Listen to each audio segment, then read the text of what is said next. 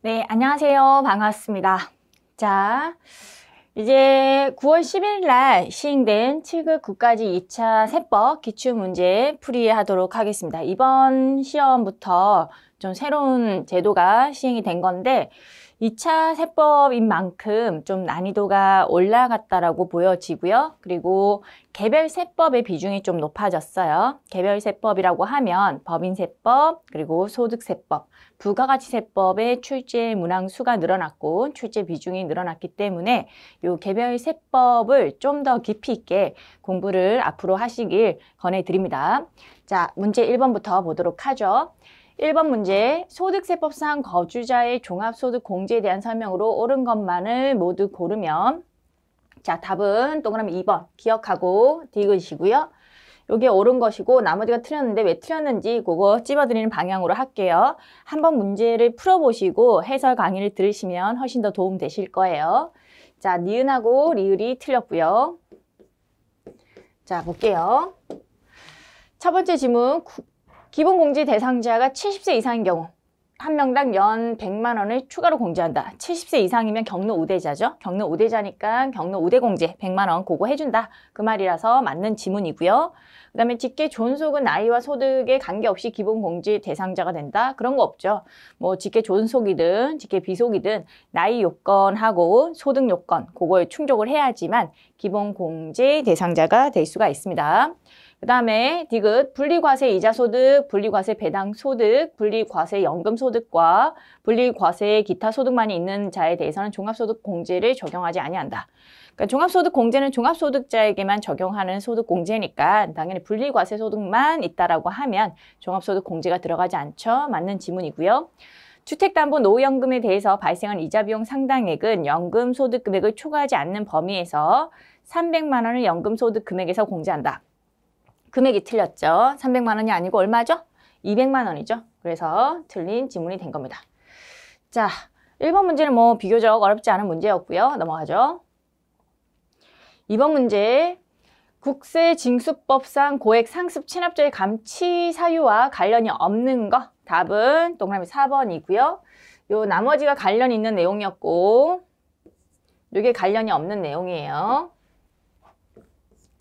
자, 동그라미 4번은 보시면 5천만 원의 국세를 체납한 자로서 직계 존비속이 국외로 이주한 경우 요거는 어떤 규정이죠? 감치제도하고는 다르죠? 감치제도하고 다른 규정이에요. 출국 금지 규정이죠. 출국 금지 규정에서 출국 금지 대상 거기서 나오는 금액이거든요. 5천만 원 요거 국세를 체납한 자로서 직계 존비속이 국외로 이주를 했다라고 하면 출국 금지 대상에 들어가는 거고요. 요 고액 상습 체납자 감치 제도 같은 경우에는 얘는 안 좋은 거 다 들어가야지만 감치 사유에 들어간다고 했죠. 장기 체납이어야 되고 또 상습 체납이어야 되고 그리고 고액 체납이어야 돼요. 그래서 여기 보시면 이렇게 3회 이상 체납 상습이죠. 그리고 체납 발생일로부터 1년이 경과 요거는 장기를 얘기하는 거죠. 그리고 고액이라고 하면 체납된 국세 합계가 2억 원 이상이죠. 그래서 엄청나게 안 좋은 경우 감치는 약간 가둬두는 걸 얘기하는 거기 때문에 요거는 안 좋은 게 전부 다 들어가야 돼요. 그래서 장기 그리고 상습 고액 전부 다 들어가면 이런 감치 사유에 들어갈 수가 있죠. 요걸 5천만 원 요거까지는 출국 금지 규정이고 감치 사유까지는 아니에요. 나머지 2번, 3번은 다 감치 사유하고 관련이 있는 내용이죠. 체납된 국세 납부 능력이 있음에도 불구하고 정당한 사유도 없이 체납한 경우 국세정보위원회 의결에 따라서 해당 체납자에 대한 감치 필요성이 인정되는 경우. 자, 넘어가도록 하겠습니다. 그리고 세 번째, 원천징수에 대한 설명으로 옳은 것은 답은 동그라미 2번. 요게 맞는 지문이고요. 나머지 다 틀렸습니다. 자, 맞는 지문 보시면 법인세 과표 결정 경정하는 경우라고 되어 있죠. 결정 경정. 요 경우에 법인세법에 따라 소득 처분되는 배당에 대해서는 소득금의 변동 통지서를 받은 날에 배당 소득을 지급한 것으로 보아 소득세를 원천 징수한다. 자, 요게 맞는 지문이에요. 결정 경정이 나왔으니까 그 경우에는 소득금의 변동 통지서 받은 날. 그런 식으로 나오면 되는 거고요. 신고의 경우에는 다르죠. 신고의 경우에는 이렇게 소득 처분되는 금액, 배당 상여, 그거에 대해서는 신고한 날, 그때 소득을 지급한 것으로 보는 거죠. 언제 지급한 것으로 보는지 그 지급시기에 대한 특례 규정이었어요. 이거는 잘 연결돼서 나왔기 때문에 맞는 지문이고요.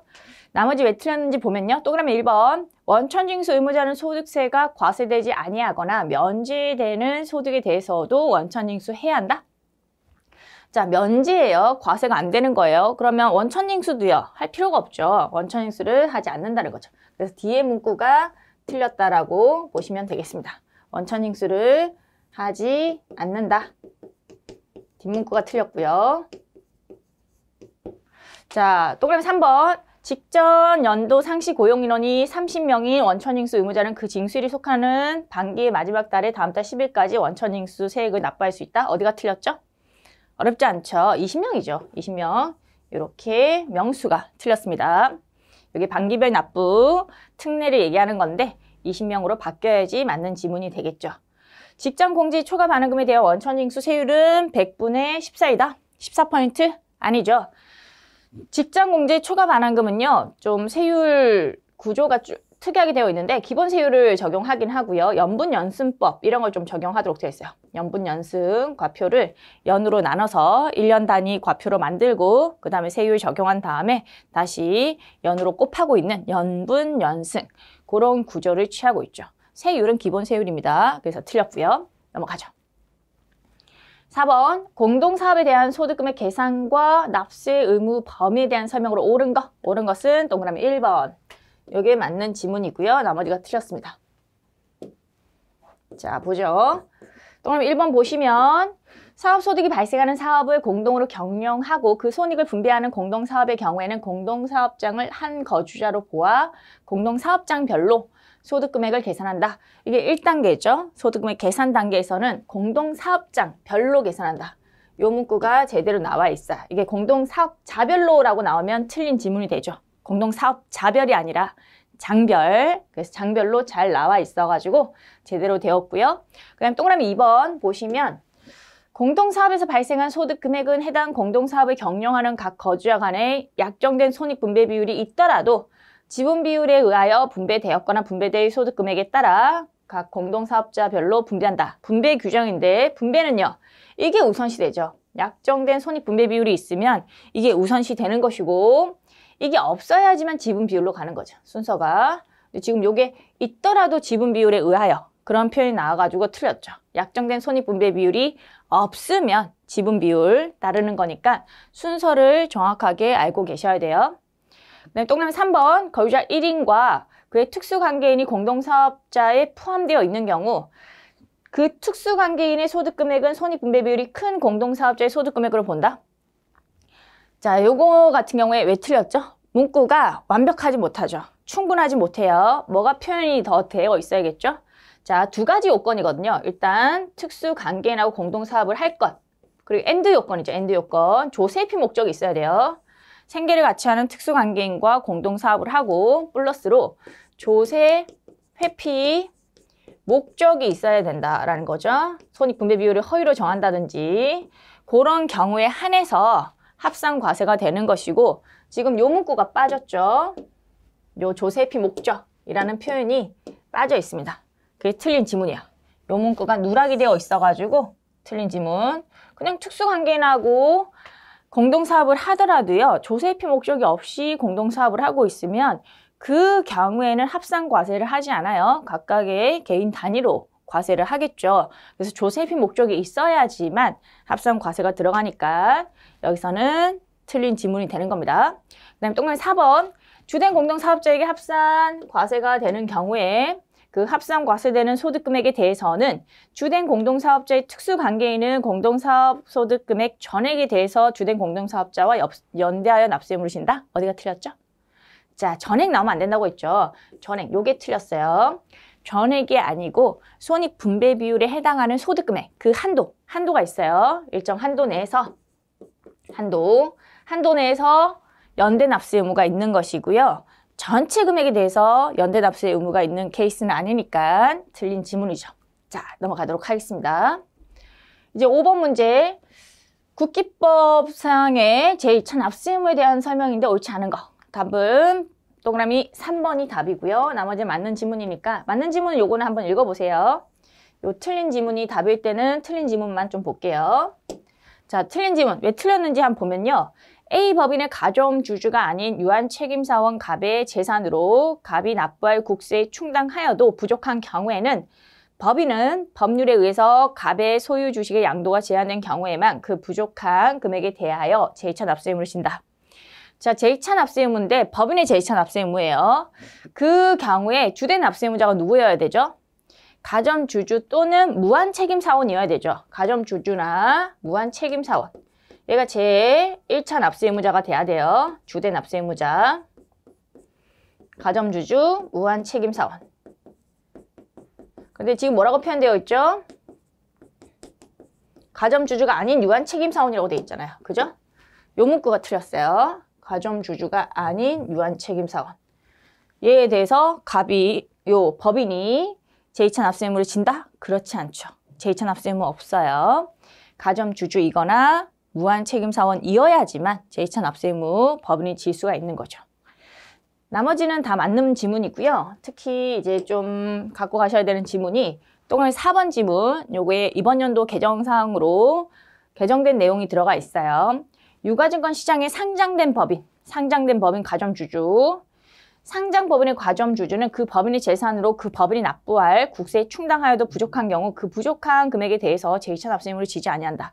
이게 맞는 지문이라는 거 좀 챙겨가셔야 돼요. 상장법인의 주주는요. 유한 책임이에요. 유한 책임이라서 이게 맞는 지문이죠. 유한 책임이라서 이런 제2차 납세 의무까지 부담하게 해두지는 않는다는 거죠. 제2차 납세 의무 지지 아니한다. 여기 맞는 지문. 이번 연도에 개정돼서 들어왔습니다. 상장법인의 가점주주는 제2차 납세 의무가 없는 걸로 그렇게 개정된 사항이니까 이게 맞는 지문인데 이제 틀린 지문으로 상장법인의 가점주주도 제2차 납세 의무를 진다. 이렇게 또 변형돼서 나올 수 있는 부분이에요. 그러니까 반드시 이 내용 정확하게 알고 계셔야 되는 부분입니다. 그래서 요거는 맞는 지문이지만 좀 체크를 해드린 거고요. 자, 넘어가서 6번 부담부 증여에 대한 설명으로 옳지 않은 거. 답은 동그라미 2번. 요게 틀렸고요. 나머지가 맞는 지문이에요. 그죠? 동그라미 2번. 직계 좀비속 간의 부담부 증여의 경우 인수되는 채무가 국가 지자체에 대한 채무라 하더라도 그 채무액은 수증자에게 인수되지 않은 것으로 추정한다. 이게 왜 틀렸냐면 이 문구 때문이에요. 국가 지자체에 대한 채무. 국가 지자체라든지 금융기관에 대한 채무는 객관적으로 그 채무가 인수되었다라고 인정이 되는 케이스이기 때문에 그 경우에는 그냥 일반적인 부담부 증여처럼 취급을 해서 채무액은 수증자에게 인수된 것으로 봐야 되겠죠. 인수가 된 것으로. 이게 국가 지자체에 대한 거니까. 그래서 이 문구 때문에 틀린 지문이라고 보시면 돼요. 이 문구가 없으면 일반적으로는 직계 좀비속 간의 부담부 증여라든지 배우자 간의 부담부 증여는요. 원칙은 뭐냐면 이렇게 인수되지 않은 것으로 추정을 해요. 그렇지만 금융기관에 대한 채무, 국가 지자체에 대한 채무 요거는 객관적으로 인정되는 채무라서 걔는 인수된 것으로 무조건 보는 겁니다. 틀린 지문이고요. 나머지는 한번 읽어보시면 되는 건데 요 동그라미 4번도 중요한 문구가 들어가 있어서 요거 좀 챙겨 가실게요. 부담부 증여 채무액에 해당하는 부분으로서 양도로 보는 경우 그 양도리 속하는 달의 말일부터 3개월 이내에 양도소득 과표를 납세지 간의 세무서장에게 신고해야 한다. 요거 좀 챙겨 가셔야 돼요. 요거는 3개월이 맞는 지문이에요. 여러분들 이게 틀린 지문으로 오해하실 수 있는 부분인데 우리 일반적으로 양도소득세 예정신고 이거는요. 양도한 날이 속하는 달의 말일로부터 2개월 이내에 하죠. 근데 얘는 부담부 증여거든요. 부담부 증여는 증여세 신고 기한과 맞춰가지고 3개월로 되어 있어요. 증여세 같은 경우에는 증여한 날이 속하는 달의 말일부터 3개월 이내에 신고를 해요. 그래서 부담부 증여는 증여하고 양도 부분이 같이 있는 걸 얘기하는 거죠. 이때는 증여세 신고 기한과 양도소득세 신고 기한을 맞춰가지고 둘 다 3개월로 되어 있어요. 3개월이 맞는 지문이라는 거. 이게 2개월로 나오면 오히려 틀린 지문이에요. 3개월. 이것도 반드시 체크하고 체크해서 갖고 가셔야 되는 중요한 규정입니다. 나중에는 또 앞으로 기출문제는 이거랑 똑같이 나오진 않겠죠. 그러면 이런 지문을 바꿔서 3개월, 2개월로 바꾼다든지 해서 나올 거니까 그런 것 좀 주의하시라는 거죠. 자, 넘어가죠. 이제 7번. 요거 이번 연도 또 개정돼가지고 개정된 내용들이 좀 많이 나왔어요. 이번 시험에서는 신탁 관련해서 내용이 나왔고요. 요 신탁 계약이 적용되는 소득세, 법인세 납세 의무에 대한 설명으로 옳지 않은 거. 답은 동그라미 1번. 법인 과세 신탁 재산, 요게 수익자에게 배당을 하는 경우에는 그 금액을 배당을 결의한 잉여금 처분의 대상이 되는 사업연도의 소득금액에서 공제한다. 그래서 요게 지금 법인 과세 신탁 재산에 대한 내용인데 요게 틀렸고요. 가로 안의 문구가 틀렸어요. 나머지는 맞는 지문이고요. 법인 과세 신탁 재산 같은 경우에는 요 신탁 재산, 수탁자가 운영을 하는 신탁 재산을 하나의 법인으로 본다는 뜻이거든요. 신탁 재산. 얘를 하나의 법인으로 보고요. 그러니까 수익을 이렇게 수익자에게 나눠주겠죠. 수익자, 뭐 1, 2, 3가 있다고 할게요. 그러면 수익자한테 이렇게 배당을 주면, 분배를 해주면 그 수익자한테 소득이 발생하겠죠. 배당소득 이런 게 발생할 겁니다. 배당소득. 수익자가 뭐 개인이면 배당소득이 될 거고 수익자가 뭐 법인이면 각사소득이 되겠죠. 각사소득. 얘는 뭐 개인, 얘는 법인, 각사소득 이런 식으로. 그런 게 발생할 거예요. 그러면 이 배당소득, 각사소득에 대해서 수익자에게 과세를 하면 되는 거니까 이 법인과세 신탁재산, 법인세까지 과세를 하면 이중과세 문제가 생기죠. 그래서 어떤 식으로 이중과세를 조정하냐면 얘 입장에서 이 신탁재산을 하나의 법인, 내국 법인으로 봐가지고 이 신탁재산에 대해서 생기는 각사소득에 대해서 이렇게 배당으로 준 부분을 배당 소득공제를 해줘요.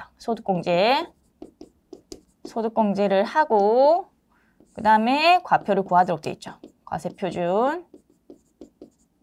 우리 각사소득에서 이비소를 빼죠. 이비소가 2월 결손금, 비과세소득, 소득공제 그런 걸 빼죠.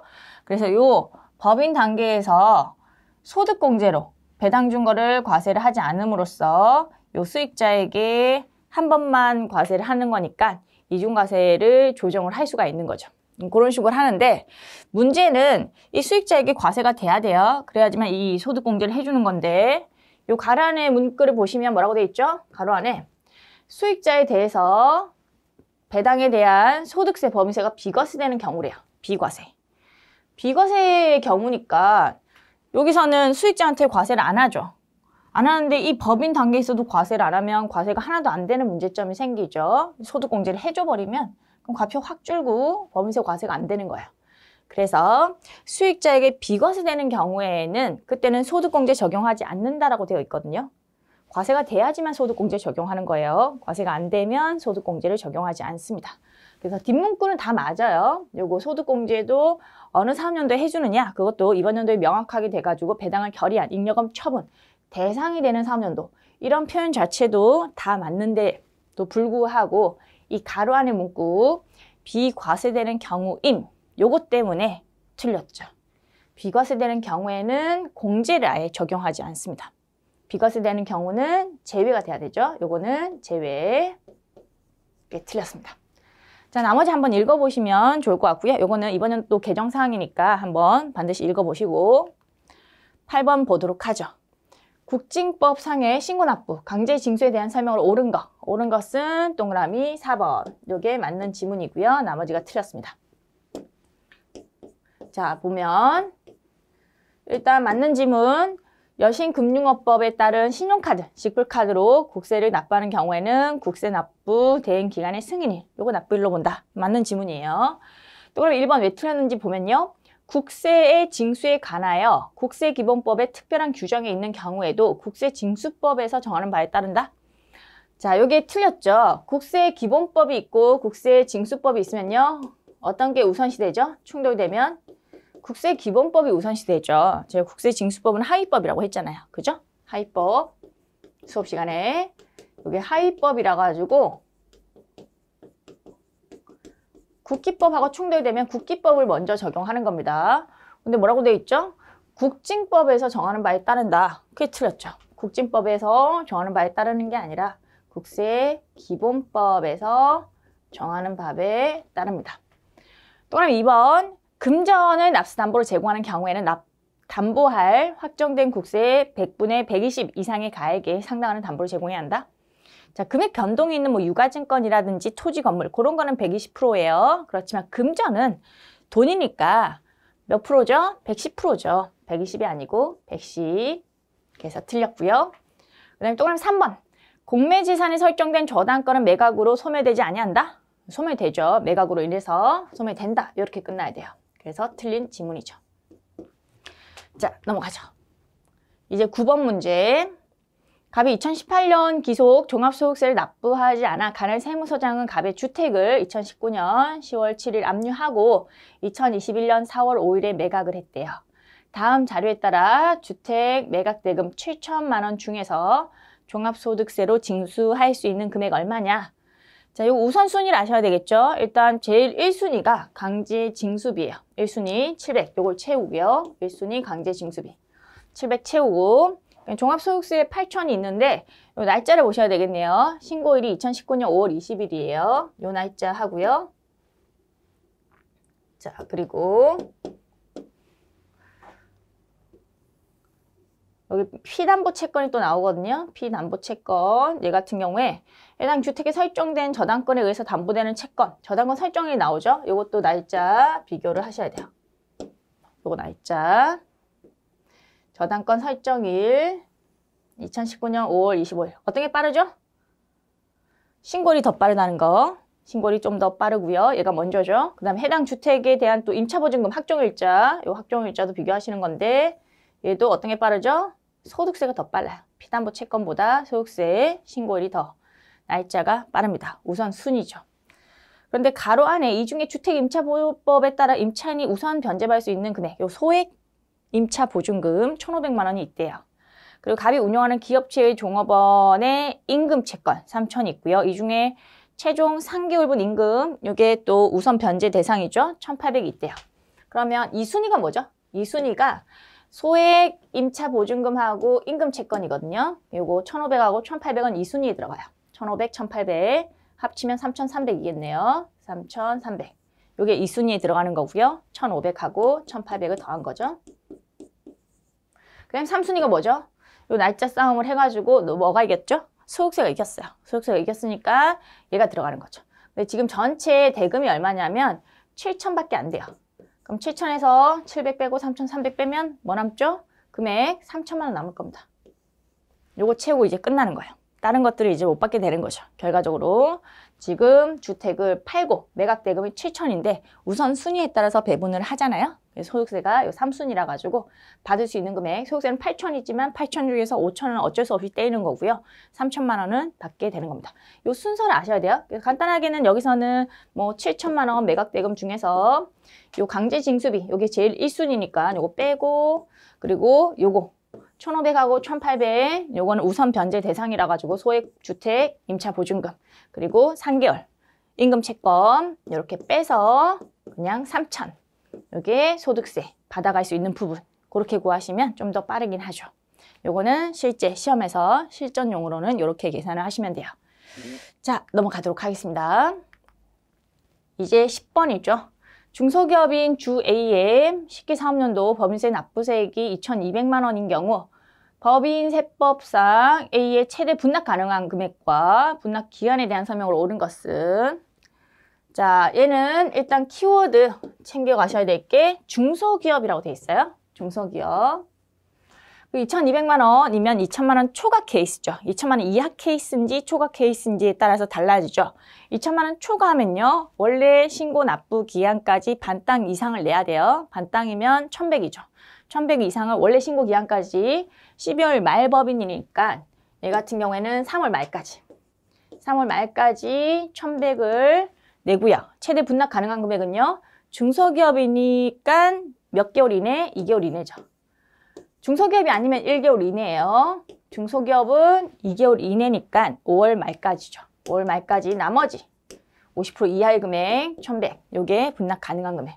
간단하죠. 그러니까 2천만 원 이하 케이스에서는 원래 1,000만 원을 먼저 내고 나머지를 분납 가능하도록 되어 있고요. 2천만 원 이하. 근데 2천만 원 초과 케이스에서는 50% 이상을 먼저 내고 나머지 금액이 분납 가능한 금액이죠. 최대 분납 가능한 금액은 요 50% 반땅이죠. 답은 동그라미 4번. 최대 1,100만 원을 2021년 언제까지? 5월 말까지예요. 2개월 이내에 분납할 수 있다. 넘어가죠. 11번.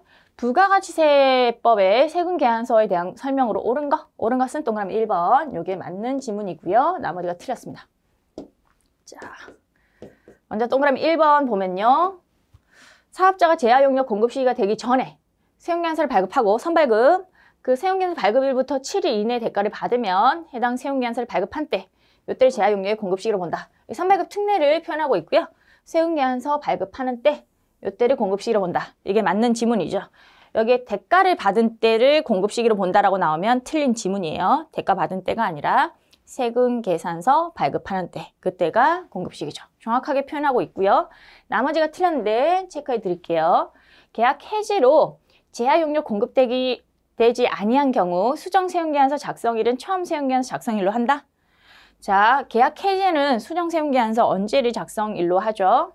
처음 세용계산서 작성일이 아니고요. 얘가 아니고 계약 해제일이죠. 계약 해제일, 수정 사유가 발생한 날짜. 해제일을 작성일로 합니다. 이게 틀린 지문이죠. 제가 히읗자 들어가는 거, 요거는 사유 발생한 날짜로 한다. 이렇게 알려드리는데 히읗자라고 하면 계약 해제도 이쪽에 들어가요. 환입, 계약 해지, 계약 해제. 이게 수정 사유가 발생한 날짜, 그날 기준으로 수정 세용계산서를 작성 발급하는 거고요. 이거 말고 나머지 뭐 필요적 기재사항의 오류 이런 거는 처음 세용계산서 작성일로 적습니다. 그래서 히읗자 들어가는 걸로 좀 기억을 해주세요. 환입, 해지, 해제. 요거는 수정 사유가 발생한 날짜, 그 기준으로 작성. 그리고 또 3번. 법인 사업자와 직전 연도 사업장별 재화용역 공급 대가의 합계액이 1억 원 이상인 개인 사업자는 세용계산서 발급하려면 전자를 발급해야 한다? 1억 원 이상이 아니죠. 1억 원 이상이 아니고 지금 요거는 가도기적으로 뭐 3억 이상이긴 한데 뭐 내년부터는 또 2억 원 이상 이렇게 바뀔 거고 또 그 다음 연도부터는 또 1억 원 이상으로 바뀌긴 할 거예요. 근데 지금 현재 현행세법상으로 1억 원은 아니거든요. 그래서 틀린 지문이에요. 원래 기존의 3억 기준이었고요. 그리고 2021년도 1월 1일부터 12월 말까지 요 공급가액 합계액 기준으로 2022년 7월 1일부터 또 2023년 6월 30일까지 전자세용계산서 의무발급 대상자인지 그거 파악이 들어갈 거예요. 그래서 앞으로는 2억으로 바뀔 거고요. 또 그 다음 연도에는 지금 개정안에 올라와 있기를 1억 원 기준으로 바뀔 예정이긴 하지만 지금 현재 현행세법상으로는 1억 기준이 아니고 3억 또는 2억 기준이니까 당연히 틀린 지문이죠. 그 다음에 동그라미 4번. 전자세용계산서를 발급하여야 하는 사업자가 아닌 사업자는 전자세용계산서 발급할 수 없다? 그렇지 않죠. 이렇게 뭐 3억, 2억 이상이 아닌 개인 사업자 같은 경우에는 선택적으로 전자세용계산서를 발급할 수 있죠. 발급할 수 있다라고 끝나야 되겠죠. 해도 되고 안 해도 되고 할 수 있다. 네, 틀린 지문입니다. 12번 보죠. 업무용 수용자 관련된 내용이 나왔고요. 요 옳지 않은 것만 보면요. 또 4번이 틀렸습니다. 나머지는 뭐 맞는 지문이니까 한번 읽어보시면 되겠고 업무용 수용차를 처분했다는 거죠. 처분, 키워드가 요거죠. 처분을 해가지고 발생하는 손실로서 업무용 수용차별로 800만 원을 초과하는 금액은 해당 사업연도에 송금에 산입하지 않고 유보로 소득 처분한다. 처분하면 그 자산이 없어요. 그럼 유보가 될 수가 없죠. 유보는 자산이 장부보다 세법이 더 있다. 이런 의미니까 더 있을 수가 없죠. 처분했으니까. 장부도 승용차가 빵, 세법도 승용차가 빵이에요. 그러니까 유보는 될 수가 없고요. 요 800만 원 초과분 처분 손실은 유보로 소득 처분하는 게 아니라 기타 사이출로 소득 처분하죠. 송금 불산입하고 기타 사이출, 소득 처분 구분이 틀렸습니다. 나머지 맞는 문구니까 반드시 읽어보시고요. 넘어가죠. 13번. 국세기본법상 다른 법률과의 관계에 대한 설명을 옳지 않은 거. 답은요. 동그라미 4번. 요게 틀렸고요. 나머지가 맞는 지문이에요. 또는 4번, 위법 부당한 처분에 대해서 감사원 심사 청구를 거친 경우에는 바로 행정소송을 제기할 수 없다? 그렇지 않죠. 감사원법에 따른 심사 청구 또는 국세기본법에 따른 심사 청구, 심판 청구 요걸 거쳐가지고 행정소송 갈 수 있는 거죠. 그래서 이걸 거쳤다고 나와 있으니까 당연히 행정소송 제기할 수 있는 거죠. 제기할 수 있다가 돼야 되는 거고요. 제기할 수 없다라는 표현이 틀렸습니다. 나머지는 다 맞는 지문이니까 보시면 될 것 같고 어렵지 않은 문제였어요. 14번 세무조사에 대한 건데 옳지 않은 거는요. 답은 동그라미 1번 여기 틀렸고요. 나머지가 맞는 지문. 이건 뭐 매번 나오던 그런 유형이에요. 자, 동그라미 1번 과세는 적부심사에 따른 재조사 결정에 의한 조사를 하는 경우 같은 세목 및 같은 과세기간에 대해서 재조사를 할 수 없다. 요 재조사는 원래 원칙은 금지죠. 재조사 금지, 같은 세목, 같은 과세기간에 대해서 재조사하는 것은 금지지만 예외적으로 재조사가 가능한 것들이 있죠. 거래 상대방에 대한 조사가 필요한 경우라든지 2개 이상의 과세기간을 거쳤다든지 그런 것들은 재조사를 할 수 있는데 그 재조사 할 수 있는 그런 예외적인 대상에 뭐가 들어가 있냐면 이런 과세윤 적부심사에 따른 재조사 결정에 의한 조사가 들어가 있어요. 그래서 요거는 재조사를 할 수 있다로 끝나야 됩니다. 할 수 있다. 재조사를 예외적으로 허용하는 그런 케이스가 지금 나왔죠. 틀린 지문이고요. 네, 나머지는 다 맞는 지문입니다. 맞는 지문들은 딱 읽어보시면 맞는 지문이구나 그런 느낌이 드실 거예요. 넘어가죠. 자, 15번. 수정신고 경종 청구에 대한 설명으로 옳은 것만을 모두 고르면 답은 동그라미 4번이고요. 지금 디귿하고 리을이 맞다라고 돼 있죠? 이것도 설명드릴게요. 체크해 놓고. 자, 보면요. 기억에 상속세 수정신고는 당초 신고에 따라 확정된 과표하고 세액을 증액하여 확정하는 효력을 갖는다. 왜 틀렸을까요? 상속세, 증여세 같은 경우에는 신고를 하긴 하죠. 근데 신고로서 납세의무가 확정이 돼요? 그렇지 않죠. 부가납세세목이에요. 부가납세세목. 정부의 결정으로서 납세의무가 확정이 되는 부가납세세목이고요. 얘는 당초 신고도 당연히 확정력이 없죠. 수정신고한다고 해서 확정력이 갑자기 생기나요? 없던 게 생길 수가 없죠. 그래서 요 수정신고, 요거는 당초 신고에 확정된 그런 세액을 증액해서 확정하는 효력을 가진다? 그렇지 않죠. 확정력이 없어요. 확정력이 없다. 신고로서 확정되지 않는 거예요. 신고는 전혀 확정력이 없고요. 신고는 뭐라고 했죠? 협력 의무에 불과하다고 했죠. 자료를 제출하는 협력 의무에 불과하고 우리 정부가 결정, 경정하는 때 그때 확정이 되는 겁니다. 자, 그 다음에 과표신고서를 법정신고 기한까지 제출한 자 또는 국세 과표 세액의 결정을 받은 자는 후발적 사유가 발생한 경우 그 사유가 발생한 것을 앞날부터 4개월 이내에 결정, 경정을 청구할 수 있다. 후발적 사유로 인한 경정 청구, 그거는 몇 개월 이내죠? 이건 단순하죠. 이거 아시죠? 이건 반드시 기억하셔야 되는 개월 수예요. 3개월이죠. 3개월 이내에 경정 청구를 할 수 있습니다. 틀렸고. 나머지가 맞는 얘기예요. 과표신고서를 법정신고 기한까지 제출한 자하고 기한 후 과표신고서 제출한 자도 마찬가지로 이런 세액을 국가가 결정, 경정해서 통지하기 전까지 통지하기 전으로서 부가 제척기간 끝나기 전까지 뭐 할 수 있다? 수정신고 할 수 있다. 맞는 지문이고요. 요것도 이제 할 수 있죠. 기한 후 과표신고서 제출한 자까지도 수정신고가 가능하고요. 그리고 경정청구도 마찬가지 과표신고서를 법정신고 기한까지 제출한 자, 기한 내에 제출한 자뿐만 아니라 이렇게 기한 후 과표신고서를 제출한 자도 경정청구 가능합니다. 디귿하고 니을은 맞는 지문. 넘어가죠. 이제 16번. 각사소득에 대한 비과세하고 소득공제에 대한 설명으로 오는 거 답은요. 동그라미 2번이 맞는 지문이고요. 나머지가 틀렸습니다. 볼게요. 지금 보시면 동그라미 2번. 기업 구조조정 투자회사가 법령을 정하는 배당 가능이익의 100분의 90 이상, 90% 이상 배당한 경우 그 금액은 해당 배당을 결의한 잉여금 처분의 대상이 되는 사업년도 소득금액에서 공제한다. 배당 소득공제를 설명하고 있는 거예요. 유동화 전문회사라든지 여러 가지 투자회사가 지금 나왔죠. 이런 투자회사가 90% 이상 배당을 하면 그 배당 준 거 전액을 과표 계산할 때 각사소득에서 공제를 하는 거고요. 그 시기도 정확하게 표현하고 있어요. 그 결의한 잉여금 처분의 대상이 되는 사업년도 정확한 표현이 나와서 맞는 지문이고요. 나머지가 다 틀렸죠. 자, 일단 동그라미 1번부터 보면 공익신탁의 신탁 재산에서 생기는 소득에 대해서는 각사소득에 대한 범위세를 과세한다? 이게 무슨 소득이죠? 얘는 비과세 소득이에요. 과세하지 않죠. 이게 틀렸어요. 비과세.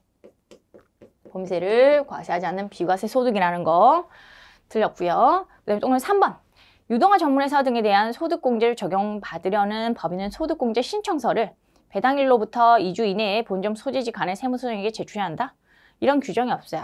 과표 신고와 함께 제출하는 거라 가지고 2주 이내라는 규정이 없거든요. 과표 신고.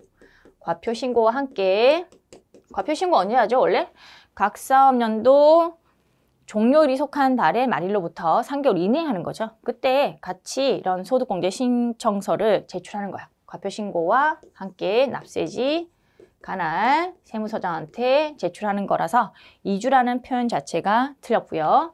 그 다음에 동그라미 4번.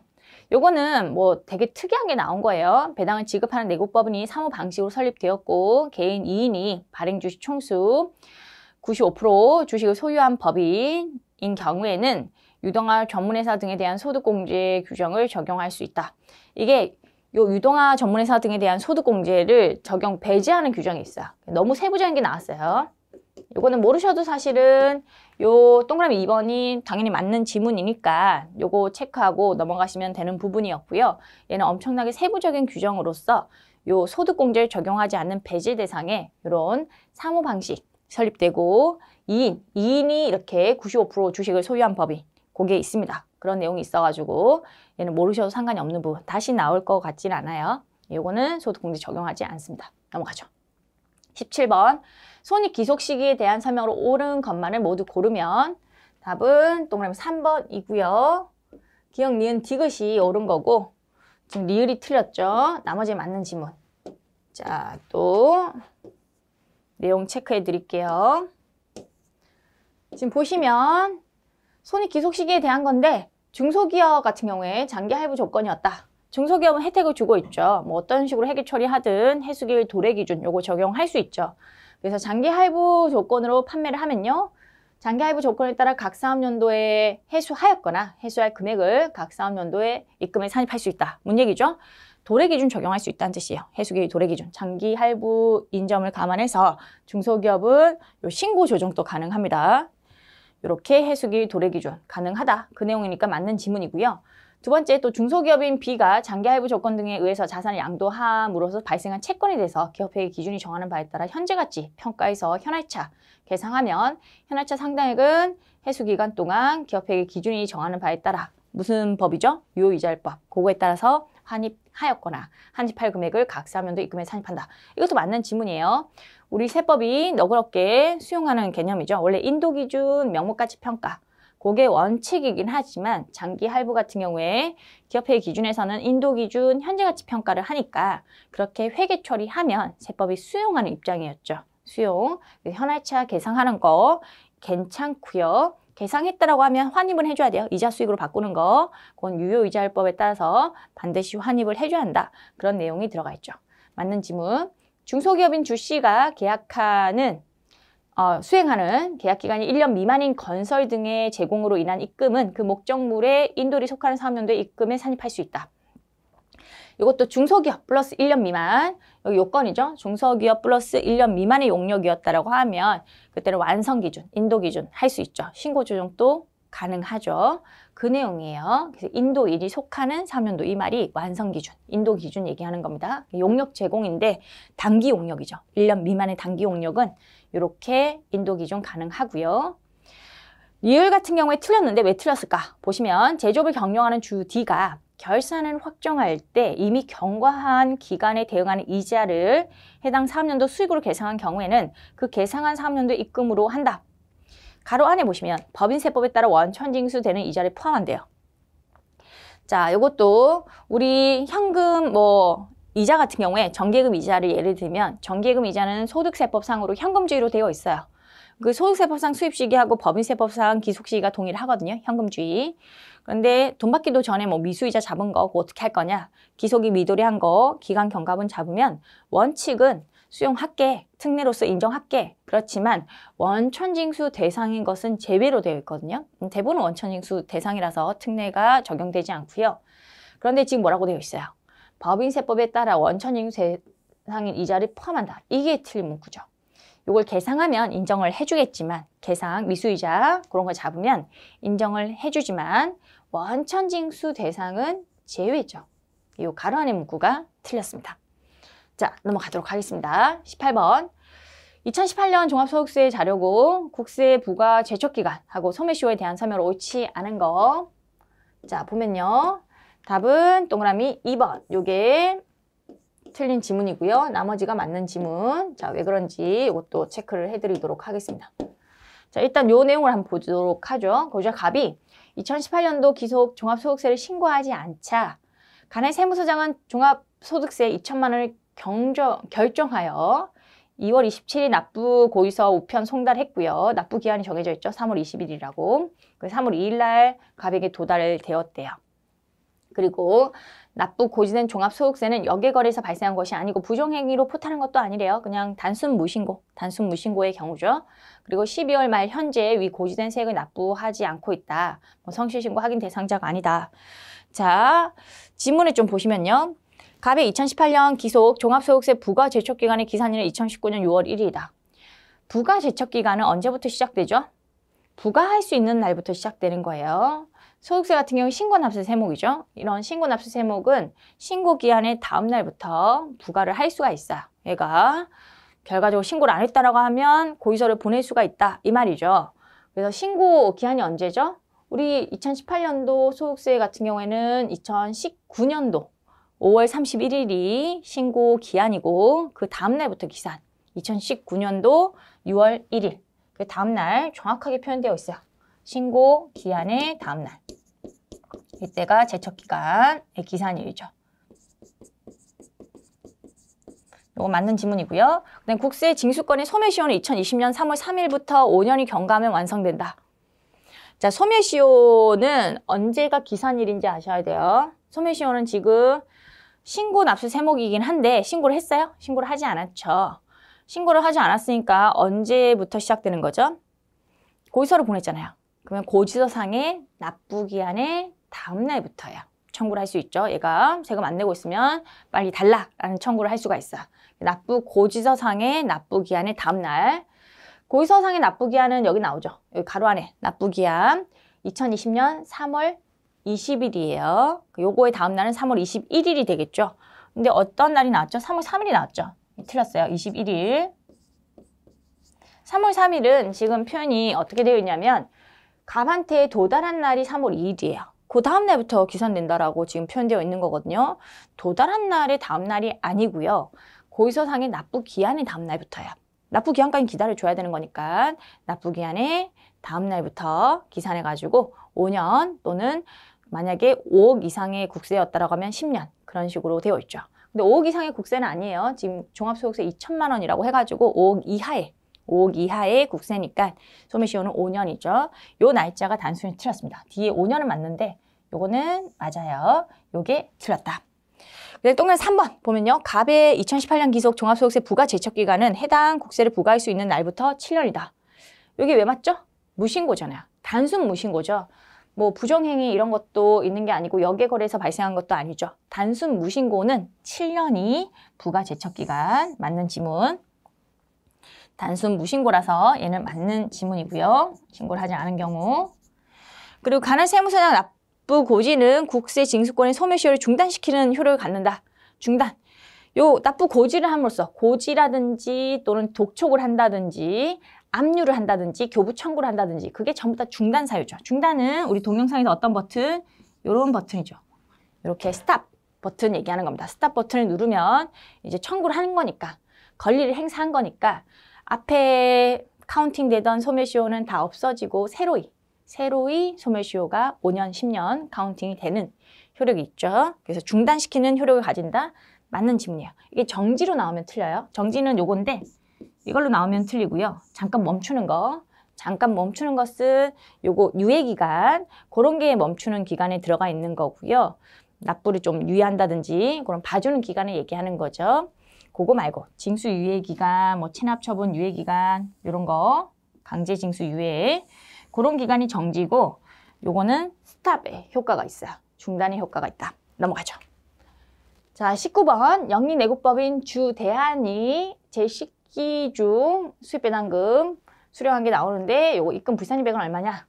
지주회사 아니라고 했어요. 지주회사 아니다. 뭐 차입금에 대한 이자가 없다. 지급이자 차감액 그런 건 없다. 라는 거죠. 배당 기준 현재 1년 이상 계속 보유하고 있는 거다. 자, 그러면 뭐만 기억하면 되냐면 입금 불산임률만 여러분들이 잘 기억하면 풀 수 있는 문제이긴 했습니다. 여기다가 입금 불산임률을 적어 볼게요. 자, 입금 불산임률. 상장이냐 비상장이냐에 따라서 입금 불산임률이 달라지죠. 상장, 비상장, 그리고 지분 비율. 상장은 30% 기준이에요. 30% 이상인지 30% 이상이 아닌지 그걸로 나누고요. 비상장은 50% 기준, 50% 이상인지 아닌지 그걸로 나누고 있습니다. 그리고 지분율이 100%면 입금 불산임률도 100% 그렇게 가거든요. 지금 비상장 그리고 지분 비율이 99%. 비상장 50% 기준 적용하거든요. 50% 이상이면 입금 불산임률 50% 이렇게 가는 거고요. 그리고 상장 같은 경우에는 30% 기준이에요. 지분율이 지금 30% 이상이 아니죠.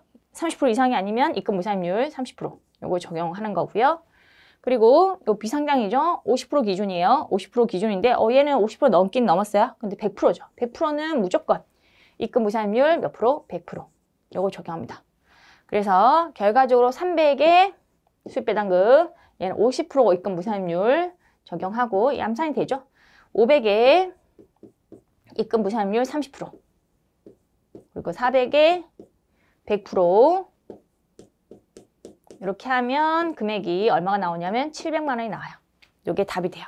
기존에 나오던 그런 문제 유형은 아니었어요. 이런 계산 문제가 일반적으로 우리 시험에 거의 안 나왔거든요. 안 나오다가 이제 2차 세법이니까 좀 난이도를 높인 것 같아요. 그래서 개별 세법이 좀 더 난이도 높게 그렇게 출제가 된 거고요.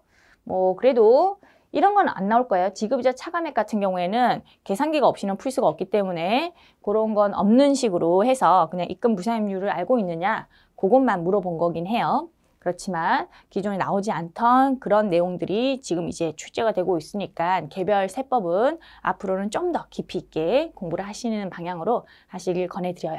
자, 넘어가죠. 20번 문제. 납세지하고 사업자 등록에 대한 거 옳은 거 모두 고르면 자, 부가세법 문제고요. 보면 답이 동그라미 1번. 요게 맞는 내용이고 나머지는 다 틀렸죠. 보겠습니다.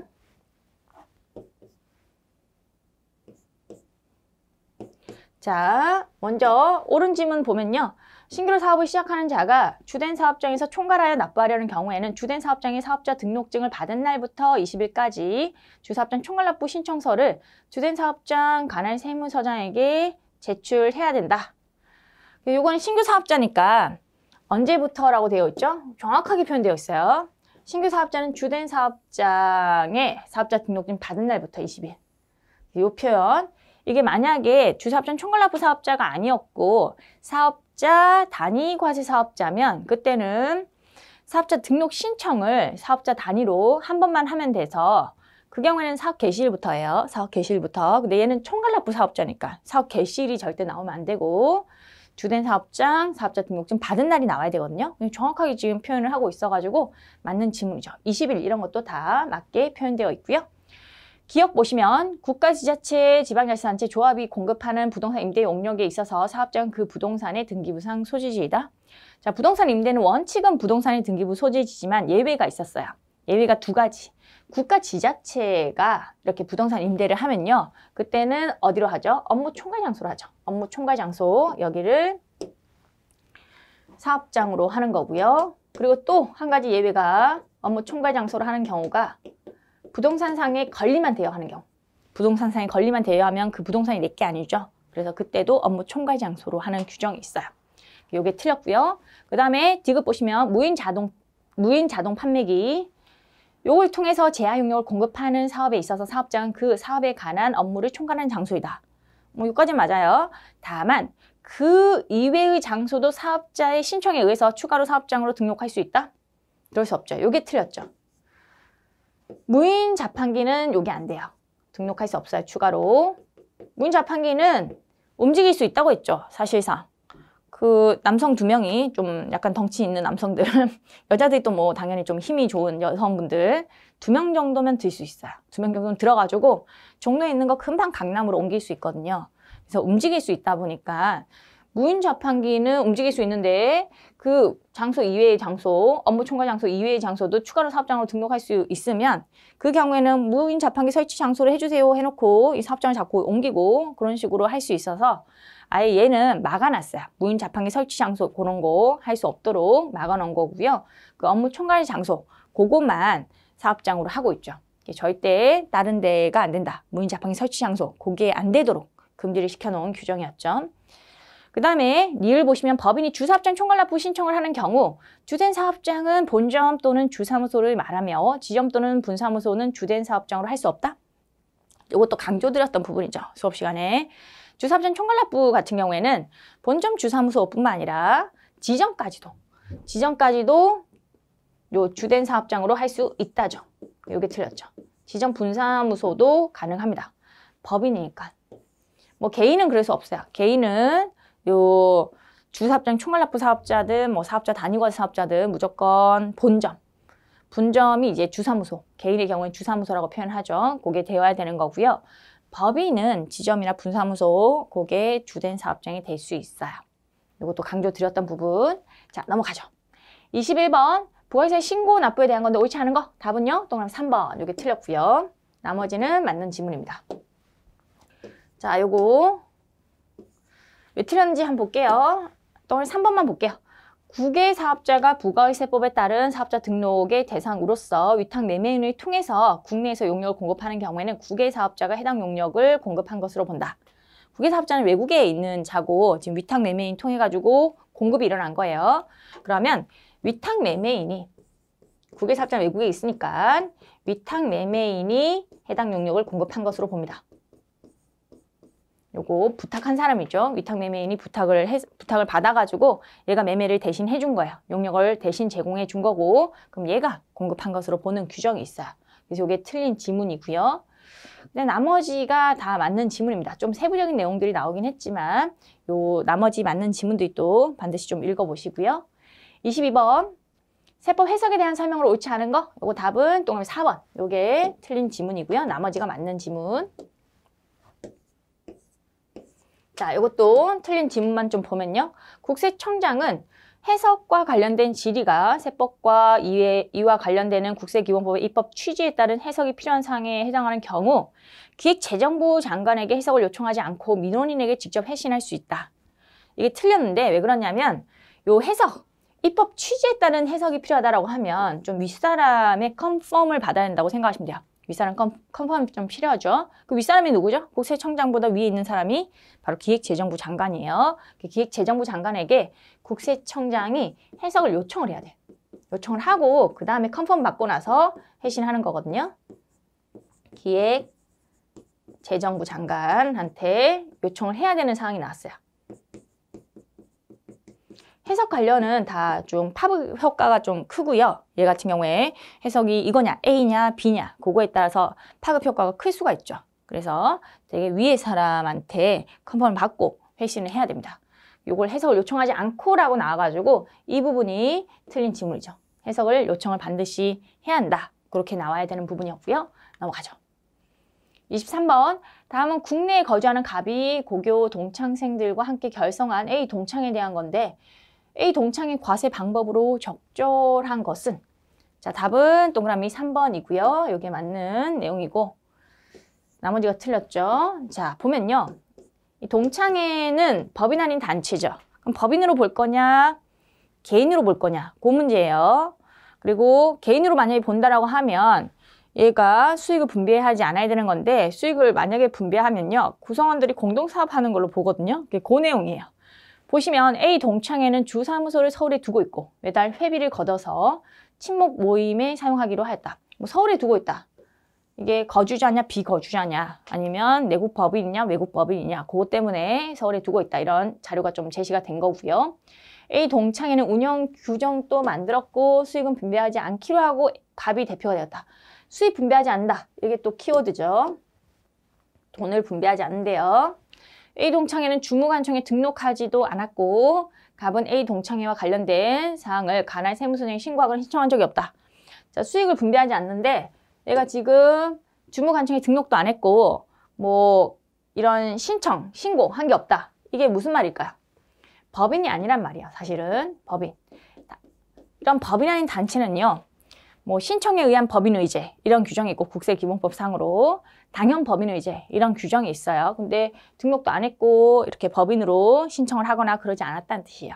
법인 아니면 하나의 거주자 또는 공동사업 둘 중에 하나인데 수익을 분배하면 구성원들이 공동사업을 하는 걸로 봐가지고 구성원들한테 각자 과세를 하는 거고요. 납세의무를 지우는 거죠. 근데 수익을 분배하지 않으면 동창회가 이렇게 돈을 가지고 있는 거예요. 소득을 가지고 있는 거죠.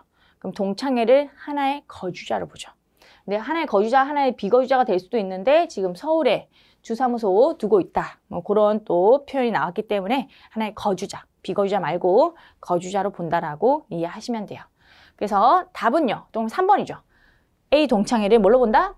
소득세법상 하나의 거주자로 봐가지고 소득세를 과세한다. 여기에 맞는 지문이고 뭐 법인세를 과세한다, 비영리 법인으로 본다 뭐 이런 내용들이 다 틀렸고요. 그리고 A 동창회 소득을 대표자 갑의 소득으로 보아 소득세를 과세한다. 이것도 틀렸죠. 소득을 지금 분배하지 않으니까 실제로 가지고 있는 자인 단체 동창회를 하나의 거주자로 봐가지고 동창회가 소득세 납세 의무가 있는 겁니다. 자, 넘어가죠. 24번 재조사 결정에 대한 건데 옳은 것은 동그라미 3번이고요. 나머지가 틀렸습니다. 자, 이것도 한번 보면 또 3번 보시면 재조사 결정. 여기 되게 특이한 결정이라고 했죠. 인용 결정 중에 하나인데 약간 100% 인용이 아닌 거. 90%는 인용 같은데 10%가 인용이 아닐 수도 있는 그런 경우에는 그냥 인용 결정 중에 하나인 재조사 결정을 하고요. 다시 한번 조사를 해보는 거죠. 그 재조사 결정이 있는 경우 처분청은 재조사 결정일로부터 60일 이내에 결정서 주문에 기재된 범위에 한정해서 조사하고 그 결과에 따라 취소, 경정하거나 필요한 처분을 해야 한다. 맞는 얘기예요. 이게 맞는 얘기고 나머지가 틀렸는데 먼저 동그라미 1번부터 보시면 재조사 결정은 국세기본법에 규정되어 있지 아니하나 실무상 사용하고 있는 결정의 한 방식이다. 국세기본법에 이 규정이 있어요. 규정이 있어서 인용 결정 중에 하나인데 100% 인용이 아닌 경우에는 재조사 결정을 한다. 그런 규정이 마련되어 있죠. 규정이 안 되어 있다라는 표현 자체가 잘못됐죠. 과세전 적부심사 청구에 따른 재조사 결정에 따라 조사를 하는 경우 과세전 적부심사 청구 대상이 된다? 청구 대상이 되지 않죠. 되지 않아요. 배제죠. 않는다. 그래서 이게 틀렸습니다. 여기 재조사 결정에 따라 조사를 하는 경우에는 과세전 적부심사 청구는 할 수 없어요. 그래서 이거는 배제 대상에 열거되어 있는 내용이라서 틀렸고요. 그 다음에 재조사 결정, 요거 이제 또 3번 아까 봤죠? 4번 심사 청구, 심판 청구에 대한 재조사 결정에 따른 처분청의 처분에 대해서는 해당 재조사 결정을 한 재결청에 대하여 심사 청구 또는 심판 청구를 제기할 수 없다. 여기 특이한 거라 가지고 이미 심사 청구, 심판 청구를 거쳐가지고 재조사 결정이 나왔는데 그래도 100% 인용은 아니었기 때문에 이 재조사 결정에 대한 처분에 대해서 다시 한 번 더 심사 청구, 심판 청구를 제기할 수도 있죠. 아니면 제기하지 않고 바로 행정소송 갈 수도 있고요. 둘 중에 하나 선택이었어요. 심사 청구, 심판 청구를 다시 제기하거나 이걸 심사 청구, 심판 청구를 완전히 제기했다라고 보기가 좀 어려워서 얘는 심사 청구, 심판 청구를 다시 제기할 수 있는 특이한 사항이었죠. 이게 재조사 결정이에요. 되게 중요한 내용이었고 제가 수업 때도 엄청 강조했던 부분이에요. 요거는 제기할 수 있는 거고요. 바로 행정소송 가는 것도 괜찮고 다시 심사 청구, 심판 청구 제기하는 것도 괜찮습니다. 넘어가죠. 25번. 과세 사업을 영위하는 주 한국이 미국에 2만 달러 제품을 수출한 경우 21년 제2기 과세기간 과표 얼마냐? 과표 묻고 있는데 외화 대가를 받은 경우가 나와 있습니다. 10월 1일 선수금으로 10,000달러 송금 받아서 1달러당 1,000원의 환가를 했고요. 10월 15일 선적을 했고 그때 기준 환율이 1달러당 1,100원이래요. 그리고 10월 30일 수출 대금 잔액 10,000달러를 외화로 송금 받아서 1달러당 1,200원의 환가를 했다고 되어 있습니다. 자, 그러면 제일 먼저 파악하셔야 될 거. 외화 대가를 받았을 경우에는 공급 시기부터 파악하세요. 공급 시기가 언제냐? 수출이죠. 수출은 선적일이 공급 시기예요. 요때 10월 15일 요때가 공급 시기고요. 요때 기준 환율이 1달러당 1,100원이래요. 이렇게 되어 있고요. 그 다음에 이전에 받은 것은 이미 환가를 했죠. 전에 받은 거 10월 1일 날 선수금으로 받은 거 환가를 했다는 것이 환전했다는 뜻이죠. 환가하고 환전은 똑같은 말이에요. 10,000달러를 1,000원에 환전했으니까 이때는 원화가 이미 있죠. 그래서 10,000달러 곱하기 환전한 금액 1,000원, 1,000,000원이죠. 그리고 이 이후에 받은 10,000달러 10월 30일에 받은 거 있죠. 얘는 어떻게 하죠? 10,000달러 이때 환전하기는 했지만 우린 공급 시기에 무조건 공급가액이 있어야 돼요. 그래서 요 이후에 외화로 보유를 하거나 아니면 이렇게 환가한 거 전부 다 공급 시기에 기준 환율을 적용하도록 되어 있습니다. 그래서 얘는 공급 시기 기준 환율 적용해가지고 10,000달러 곱하기 1,100원 하셔야 돼요. 기준 환율. 그러면 1,100만 원. 그래서 1,000만 원하고 1,100만 원 두 개 더해가지고 답을 도출하면 되는 부분이었어요. 1,000만 원 플러스 1,100만 원 하면 2,200만 원. 요게 2,100만 원. 그죠? 2,100만 원. 요게 답이죠. 2,100만 원. 두 개가 합치면 2,100만 원. 맞습니다. 그래서 공급 시기 전에 환가한 것은 요 환가한 금액 그대로 가면 돼요. 1,000만 원. 근데 공급 시기 이후에 외화로 보유하거나 환가한 거, 그거는 공급 시기 환율. 그걸 적용하도록 되어 있죠. 요 그림으로 당겨서 적용한다. 그것만 정확하게 아시면 되겠고 항상 이런 문제에서는 뭐부터 파악한다? 공급 시기부터 파악한다. 수출의 경우에 공급 시기 언제? 선적일. 그렇게 이해하시면 돼요. 수업 시간에 다 설명드렸던 부분이고요. 계산 문제로 나왔는데 또 암산이 가능한 문제였기 때문에 뭐 계산기 없이도 풀 수 있는 이런 암산 문제는 시험에 나올 수가 있다는 거 그것도 주의를 좀 하실게요. 자, 이번 연도 시험에는 조금은 난이도가 있긴 했습니다. 그렇지만 뭐 그래도 기본적인 내용들 그것만 확실하게 알고 있으면 좋은 점수 맞으셨을 거라고 생각이 들고요.